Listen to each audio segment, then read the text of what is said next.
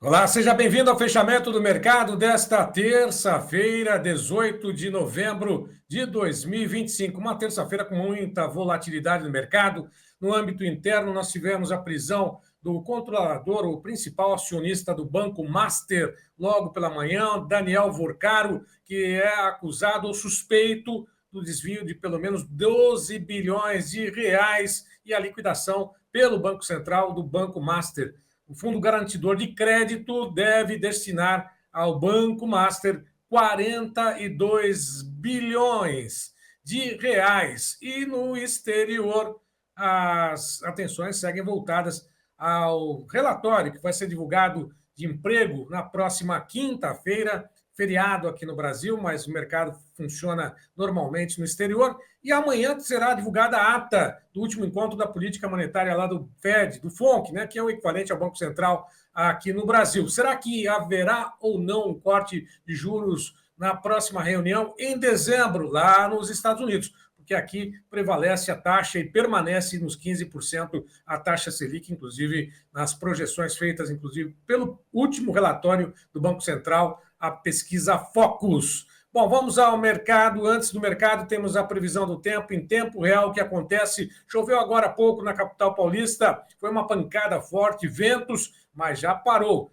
A chuva segue concentrada nesse momento na região centro-norte do Brasil, tem chuva pelo satélite, apontando o que a gente percebe agora na região do Pará, tem chuva no Mato Grosso, também tem chuva sendo registrada no Piauí, é isso? E também parte do estado de Goiás, além do Distrito Federal, parte da Bahia, na região da Bahia também, parte do estado de Minas Gerais. Essa chuva segue concentrada em pontos isolados, na verdade, em algumas regiões do sul da Bahia, Minas Gerais, Triângulo Mineiro, também tem chuva na divisa dos estados do Rio de Janeiro, Espírito Santo, Bahia e Minas Gerais. Ao norte, as chuvas típicas para esta época do ano, intensas em boa parte do território. Sul segue com nebulosidade, o tempo um pouco mais firme e seco no estado do Paraná, e assim como no estado de Mato Grosso do Sul, algumas nuvens e chuvas bem pontuais, se forem registradas rapidamente. As capitais do Nordeste seguem com o tempo mais firme nesta tarde de terça-feira. Vamos ao mercado, vamos acompanhar a evolução da moeda norte-americana, o dólar que seguiu atento a esses indicadores, atento ao mercado interno e atento a um possível corte da taxa de juros nos Estados Unidos, R$ 5,00. 31 mais 65 chegou a operar no lado positivo, subiu, mas agora recua 0,24%. As negociações do índice Bovespa pressionadas também, 156.833 pontos, próximo do fechamento, com uma queda de 0,10%. Commodities agrícolas, Bolsa de Chicago e Bolsa de Nova York. A soja abriu o dia em alta, seguiu assim até boa parte do período da tarde. A divulgação também do embarque de soja dos Estados Unidos, numa quantidade ainda a ser apurada, animou um pouco o mercado, a soja subiu, agora devolve parte dos ganhos, 0,29% de queda, 11 dólares 53,75. Milho, alta de 0,55% a 4 dólares 36,37. Trigo, 5 dólares 46,12, 0,58 de alta. Café, em alta de 0,07% a 402,85. Açúcar chegou a operar em queda, subiu, recuou novamente, 0,61 de queda, 14,71. Algodão, 64,46, 0,62% de alta. Petróleo, 60 dólares e 64, sobe 1,30%. O ouro segue estável a 4.074 dólares e 74 por onça Troy. Soja nas principais posições, vamos observar agora, todas elas recuaram. Janeiro, 11 dólares 50, 13,75. Março, 11 dólares 60 e 25, 3 de queda, 13,5 de queda para o maio, 11 dólares 66 e 50. O julho, soja 11 dólares 71 e 25 em Chicago, recuou 4 pontos ou 4 cents o vencimento de julho. Na B3, soja base Porto de Paranaguá, 25 dólares e 49, janeiro recuou 0,12%, março 25 dólares e 46, queda de 0,82%. O maio estável a 25 dólares e 80. Tem também o milho na Bolsa de Chicago, alta, todas as posições, 4 dólares 36,25 dezembro, 4 dólares 49,25 por bushel março, o maio a 4 dólares 56,50, o julho 4 dólares 61,25. Alta média de 1 cento por bushel para o milho lá na Bolsa de Chicago. Negociações mistas lá na B3, o janeiro segue a R$ 71,43, 0,06% de queda. Março a R$ 72,63, 0,19% de alta, enquanto que o maio a R$ 72,00 subiu 0,26%. O julho, R$ 69,80, queda de 0,31%. Quanto ao mercado do trigo, alta em todas as posições, está aí 5 dólares 46 o dezembro, alta de 1,75% para o trigo, o março a 5 dólares 59,25, lembrando mais uma vez que o março segue com alta de 0,75 ou 3/4 de alta para o maio a 5 dólares e 69. Esse é o milho negociado em Chicago. Julho, 5 dólares 78, alta de 1/4, 0,25 ou 25 cents por bushel. Portanto, está aí o trigo negociado em alta. Bom, nós temos também o café. Vamos aproveitar, vamos passar o café, Davi? Café já com negociações encerradas na Bolsa de Londres, de olho no clima, de olho também nas negociações aí com relação ao tarifaço, permanece para o Brasil, isso você já acompanhou. De qualquer forma, o café robusta na Bolsa de Londres, alta de 1,38% a 4.554 dólares por tonelada, alta de 0,62 ou 62 dólares de alta. Quanto ao mercado de Nova York, vamos lá, acompanhando aí as negociações mistas, só o vencimento mais curto segue em queda de 0,11% a 402 ou 4 dólares mais 2,10. Março, 383,30, 3 dólares 83,30, 1,78 de alta. Maio, 3 dólares 66,25, 2,09% de alta. Julho, 3 dólares 50,50, 1,98 de alta. Bom, temos o café da B3, alta ainda sendo ajustado o mercado, próximo do ajuste final, 472 dólares, arroba alta de 1, aliás, a saca, 472 dólares, a saca para o março, o café sobe 1,72%. Bom, nós vamos agora para o mercado do boi gordo. Davi da Luz, vamos acompanhar o mercado do boi gordo, porque Iberville Neto já está conosco para comentar. Novembro, 315,95, 0,05% de queda. O dezembro, 316, 0,16 de queda. Janeiro, 323 mais 5, queda de 0,22%. Fevereiro, 326 mais 5, alta de 0,26%. Hoje, 7 praças entre as 32 pesquisadas pelo Scott tiveram queda, uma subiu, demais apresentaram estabilidade, 320 que segue estável, arroba aqui em São Paulo, a prazo, boi comum 320, já descontados, sul de Minas 310, Goiânia 313, Campo Grande 321, 3 praças lá de Mato Grosso, na sequência nós temos Mato Grosso Sul também, aliás, Mato Grosso, Cuiabá, norte do Mato Grosso, região sudoeste do MT, R$ 304 por arroba a prazo. Noroeste do Paraná, 327, Redenção, 300, sudoeste de Rondônia ou sudeste de Rondônia, R$ 284. Bom, nós já estamos direto de Bebedouro, com um contato feito com HN Agro, Iberville Neto, que já está conosco, a quem agradeço a participação. Choveu agora à tarde aí também? Choveu hoje em Bebedouro ou não? Iber, boa tarde. Boa tarde, Braga. Boa tarde a todos. Braga, choveu um pouquinho, sim. Um pouquinho de leve, mas choveu. E à noite, se não me engano, choveu também. Bom, nós temos dois aspectos. Amanheceu meio molhado aqui. Meio molhado. Melhora um pouquinho, pelo menos baixa um pouquinho a poeira, mas não é o suficiente ainda para poder falar da recomposição hídrica, né, que é uma outra situação. Nós temos 2 aspectos que eu gostaria de comentar contigo. Primeiro, né, a questão do tarifaço, foi mantida a tarifa de 40% sobre a carne bovina aqui no Brasil, já houve uma repercussão. mas isso também ajudou a pressionar as cotações aqui no Brasil. As exportações diminuíram ou reduziram um pouquinho, seguem aí batendo recordes sucessivos, mas parece que tirar um pouquinho o pé do acelerador nessa segunda quinzena. Primeiro, essa questão do tarifaço tem influenciado diretamente as cotações? E já emendando a segunda pergunta, né, uma coisa de cada vez, mas a segunda pergunta, e a China, que chega agora impondo restrições, novas regras. Vamos começar pela China, que é o fato mais recente, Berville. Vamos lá, Braga. Braga, o mercado futuro ele tem as oscilações aí com base em fumaça, né? Qualquer sinal de fumaça, a gente tem as oscilações para um lado, para o outro, gerando oportunidades ou tirando essas oportunidades com a mesma velocidade.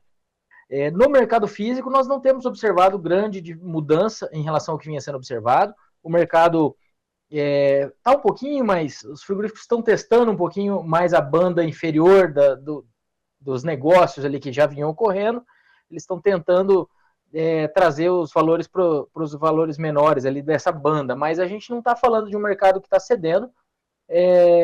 Do lado das exportações, os dados parciais de novembro, eles seguem em níveis recordes. A gente está falando de 16 mil toneladas de média diária.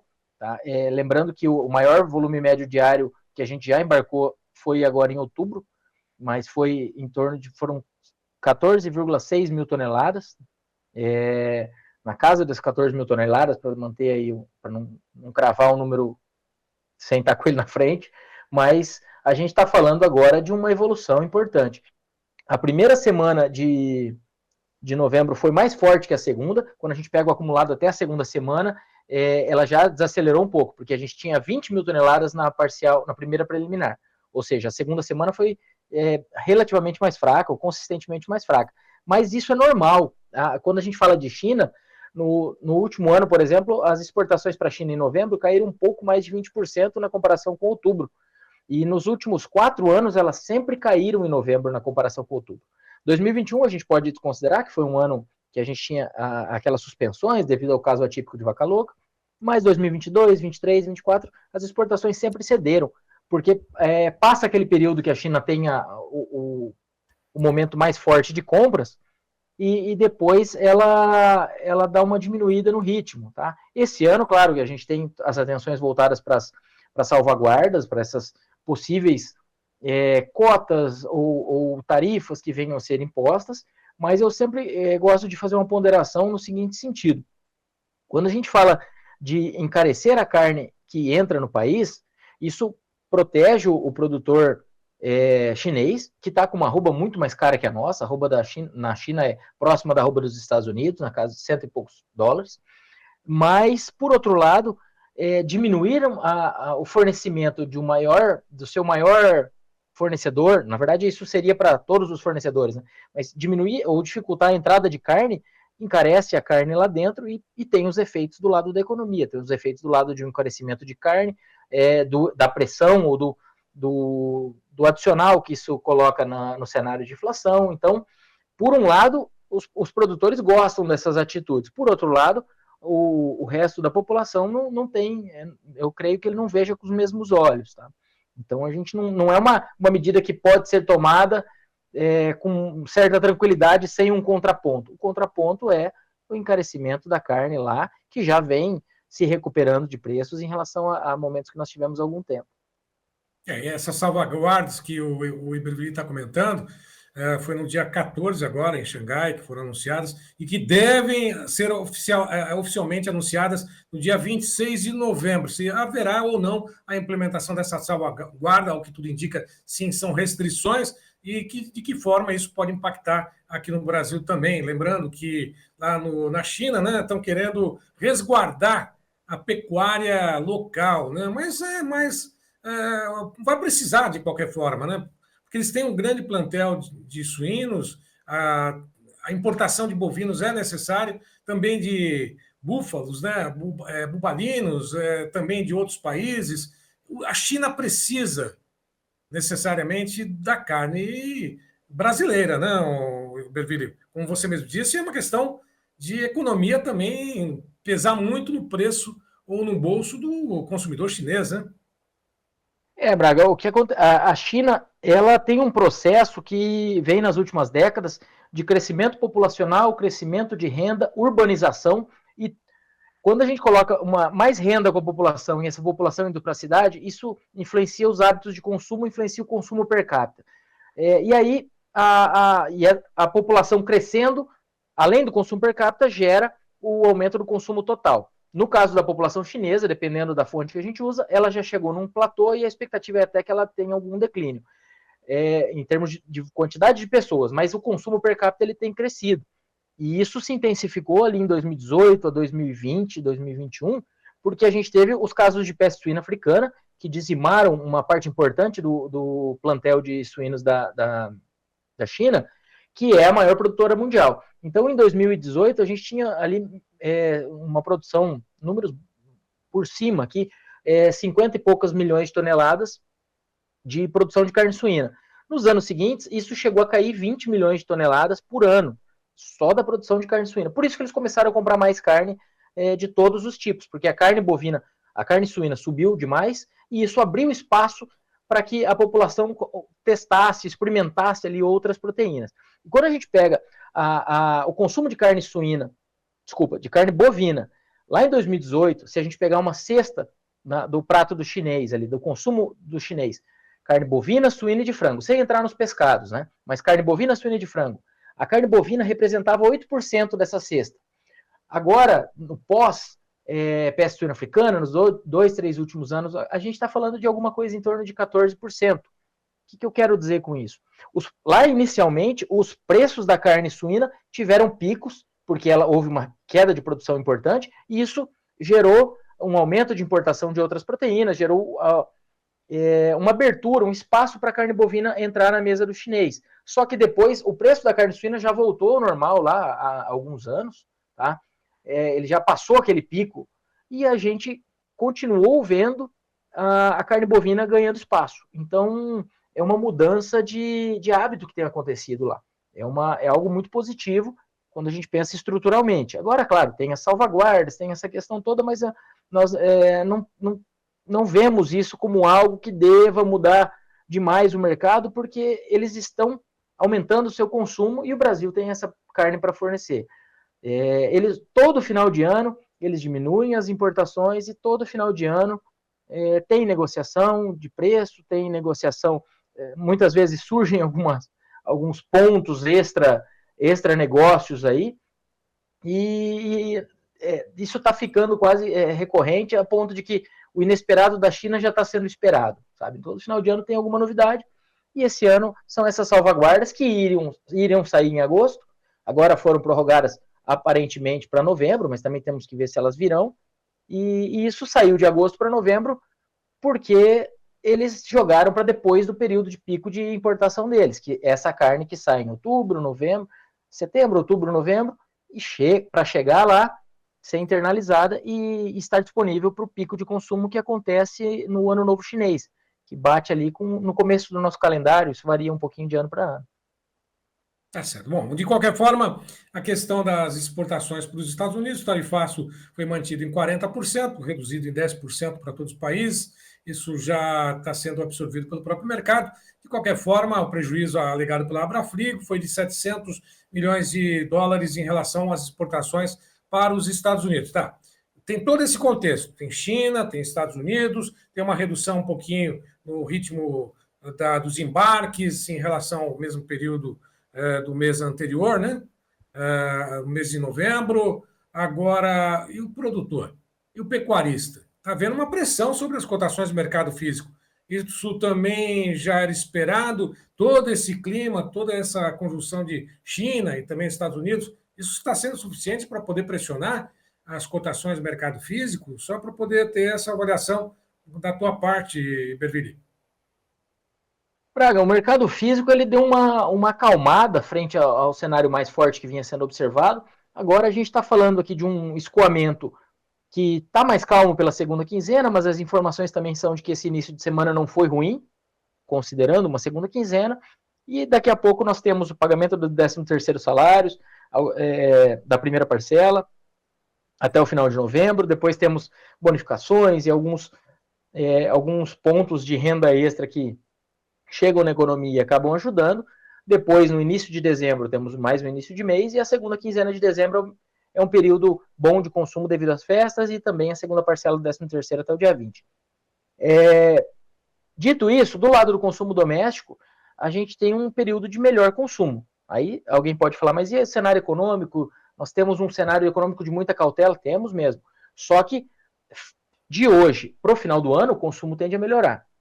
Tá? E esse é um ponto. A gente está falando aqui de curto prazo. Eu não estou falando de mudança na estrutura da economia, eu estou falando de um pouco mais de renda que deve chegar com a população aí, para a população. Do lado das exportações, elas seguem muito bem. A China, olhando os números parciais aqui compilados pela BIEC, ela já comprou esse mês 96 mil toneladas, em novembro. O maior volume que ela já comprou foram 187 mil toneladas no mês anterior, tá? No último mês, que foram agora em outubro. Então ela já comprou metade do recorde que ela comprou no mês passado. E considerando que a gente está mais ou menos na metade do mês, a gente está falando de alguma coisa próxima de recorde, se o ritmo de China for mantido. Claro que a gente tem que acompanhar. Mas, de toda forma, exportações seguem muito bem, talvez acalmem um pouco pela sazonalidade de China, só que também nós temos outros clientes comprando mais. Mesmo os Estados Unidos, apesar da redução de 10% não ser nada exuberante, de 76,4% cair para 66,4%, mas mal não faz, vai ajudar. Então a gente tem exportações talvez para outros clientes colaborando com alguma coisa na linha de amenizar o efeito de redução da China, lembrando que essa redução da China acontece todo ano. Então, o ano passado o mercado estava explodindo como estava em novembro, mesmo com a China comprando 22% menos. Tá? Então a gente tem que sempre ponderar isso. É normal China comprar menos. Claro que temos as salvaguardas, temos que ver como que isso vai vir. Mas, por enquanto, nós não temos nada fora do esperado. Do lado da oferta, a gente está entrando naquele momento, agora com as chuvas, que o pecuarista consegue segurar um pouco o gado, a oferta de gado de confinamento vai ficando para trás, apesar de uma atratividade, de um aumento da oferta de confinamento, atratividade do ponto de vista de arroba engordada, principalmente, porque a reposição está cara. Mas houve um aumento da oferta de confinamento, só que o maior volume já ficou para trás. A gente está falando, sim, mesmo que tenha diversas, que nós tenhamos atualmente muitos confinamentos que confinam o ano inteiro, existe um ajuste dessa lotação, um ajuste desse fluxo de animais, e a maior parte sai ali em setembro, outubro, novembro. Agora isso vai ficando para trás. Então, do lado da oferta, nós não esperamos tanta pressão. Do lado da demanda, nós temos um bom ritmo aí no mercado doméstico, e exportações, por enquanto, indo bem, talvez diminuindo um pouco. Eu diria que no frigir dos ovos, a nossa expectativa é de que haja espaço para o mercado trabalhar sustentado.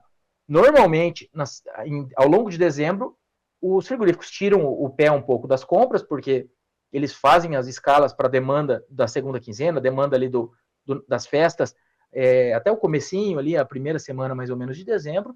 Depois é o tempo dessa carne ser produzida, enviada para o varejo para o pico de consumo. Então, pensando em boi gordo, dezembro costuma ter uma movimentação maior ali na primeira quinzena, e depois a coisa dá uma acalmada. Mas a nossa leitura é de que haja espaço para o mercado acalmar, se voltar pouca coisa. Nós não estamos esperando uma acomodação forte, um rebote como foi no ano passado, porque o mercado tinha subido muito. E aí ele voltou bastante também, ali em novembro. Né? Esse ano a gente está esperando um cenário um pouco mais lateralizado, a menos que venha uma pancada muito grande de notícia do lado da China. Não está no nosso radar nada muito drástico, não.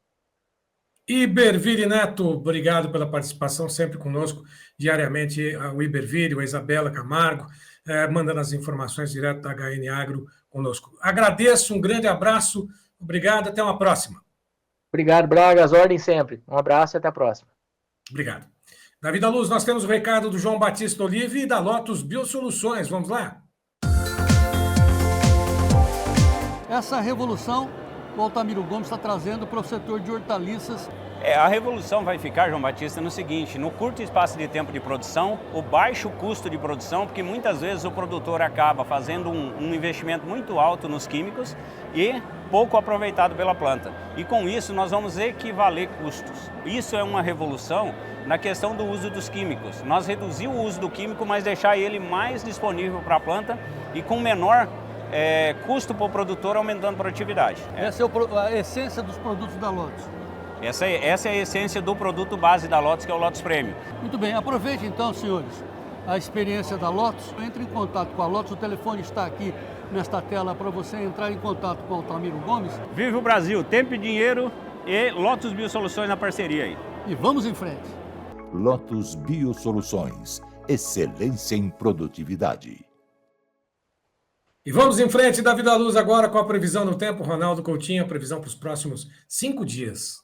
Estamos aqui, ó, nos próximos 5 dias, nós temos aqui, ó, dá uma diminuída na chuva em todo o centro-sul. Essa chuva aqui é de hoje, basicamente hoje e praticamente só.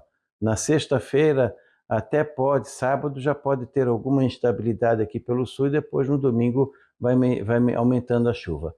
Aqui dá uma diminuída agora.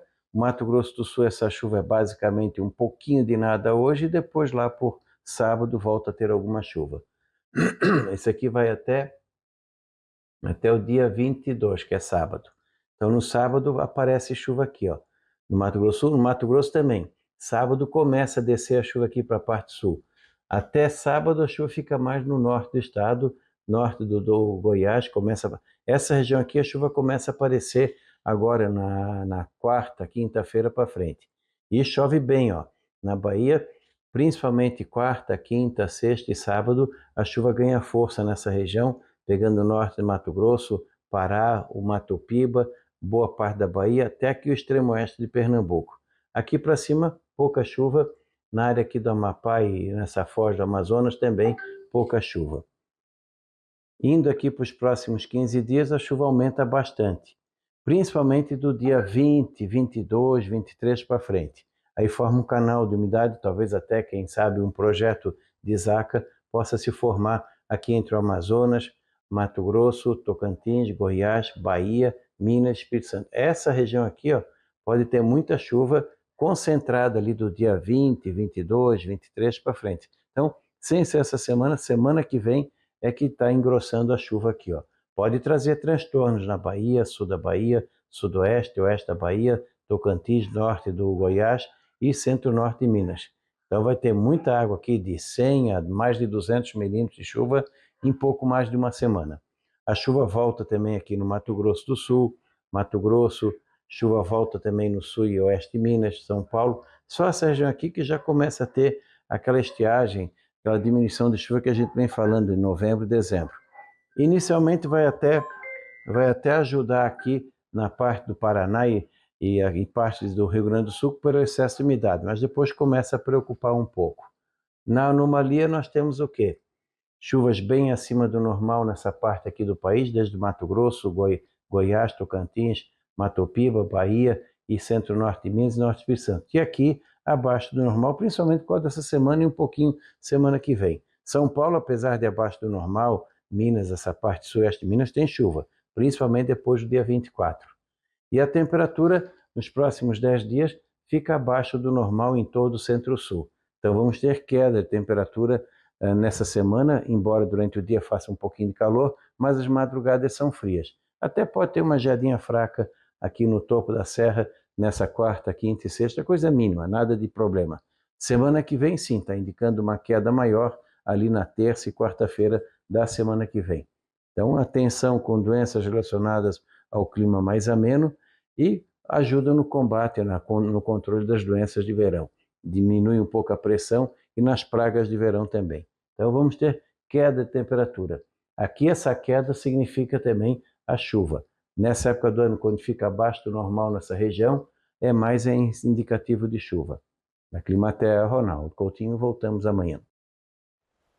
Bom, eu lembro mais uma vez que todas essas informações estão disponíveis nas mídias sociais e também para o Clube do Tempo e Dinheiro. Informações exclusivas, atualizadas diariamente. Tem um grupo de WhatsApp com 15 editorias, onde você, associado ao Clube do T&D, tem informações atualizadas sobre o tempo, sobre soja, milho, café, boi. São 15 editorias diferenciadas que você, somente você que faz parte do Clube do T&D, tem acesso a essas informações. E aqueles que não fazem parte estão esperando o quê? Está aí todas essas informações na palma da mão. Dá uma ligadinha para a dona Léa da Luz, manda uma mensagem no 11 9983 2915, o Clube do Tempo e Dinheiro, aliás, do 19 998132915.